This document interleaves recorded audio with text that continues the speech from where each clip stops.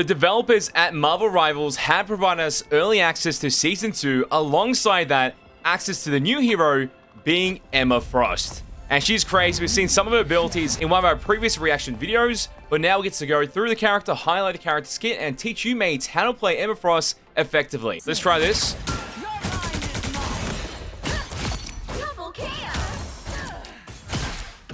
Yeah, look how many use case scenarios there is for this. This is insane potential.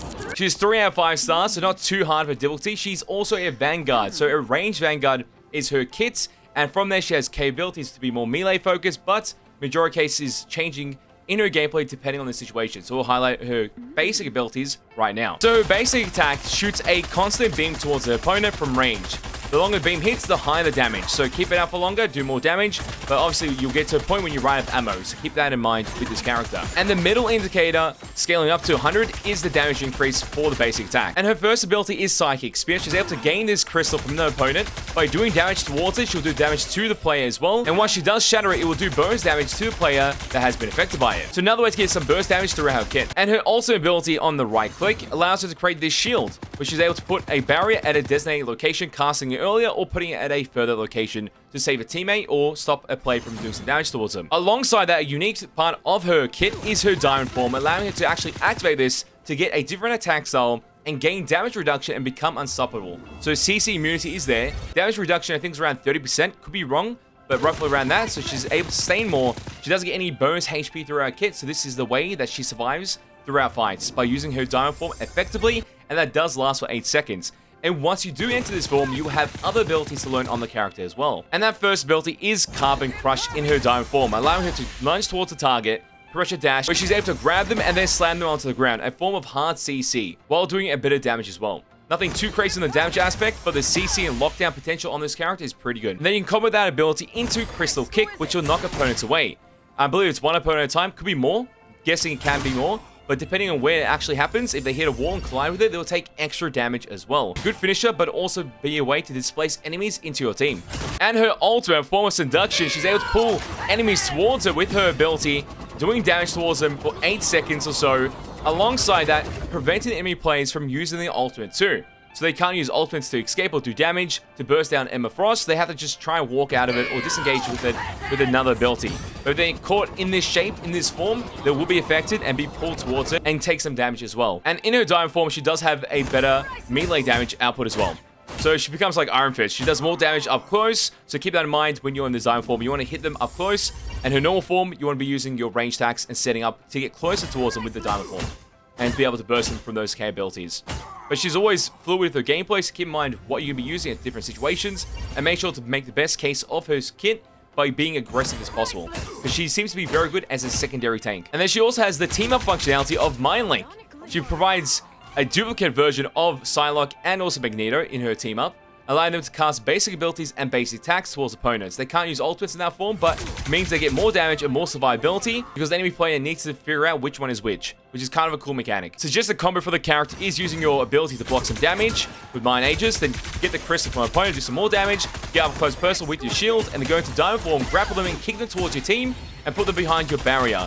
So the enemy team can't shoot or save Groot in any capacity, or heal him in any capacity, which is the most important part, but your team can shred him. Very cool mechanics. I can't wait to show this character more in detail with our own gameplay. And since we do have early access, let's double check that Lord icon, which is right over here. So that's the basic icon and the Lord icon. Alongside that, the animations for KOs does increase into this blue aura, which kind of fits the character. Very nice. You got the prism effect. Very cool, very cool. And her skins, her main skin is this one over here, Flame of Frost. Her alternate skin is right there, Blue Sapphire.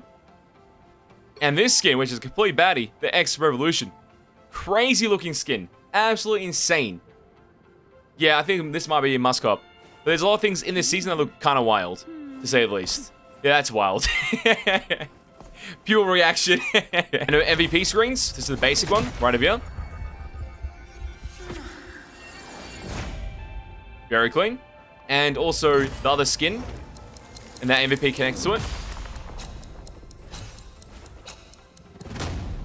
Pretty clean, pretty clean. Emotes for the character. Default. Not too bad. Just realized her boots have X's on for X-Men. That's pretty cool. And the other skin. let's jump into some gameplay of the character right now. Let's test this out for ourselves. I will be lagging because I'm in the NA server. That's the only downside to this, being an Australian player. But straight away, base attacks, we have to do some damage and build up with scale. So once you get to 100, you obviously do more damage. We're going to try and see what that damage increase is. But it's also increasing as the meter's going up. So it's just getting stronger and stronger the more you charge it up. And look at that shredding. That shredding, that's insane. Good stuff, good stuff. Her shift ability. Be able to use that to block enemy projectiles in any capacity. The Mind Crush. Destroying the crystal will destroy the player as well. Do more damage towards them. Her Diamond Form.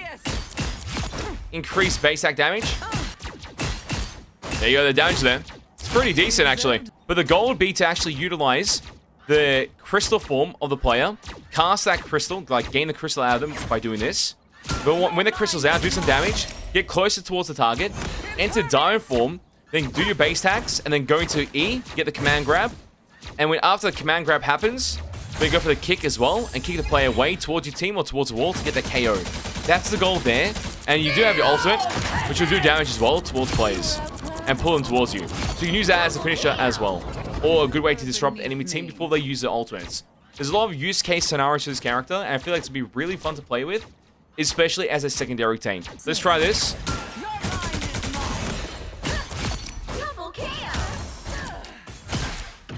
Yeah, look how many use case scenarios there is for this. This is insane potential. And depending on your cooldowns, you can always rinse and repeat and get into the other abilities when you need to.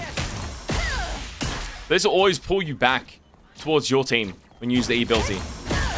So you have to reposition yourself to get them kicked in a different capacity. You can't back. I thought it would be the same thing as like Wolverine, but you cannot.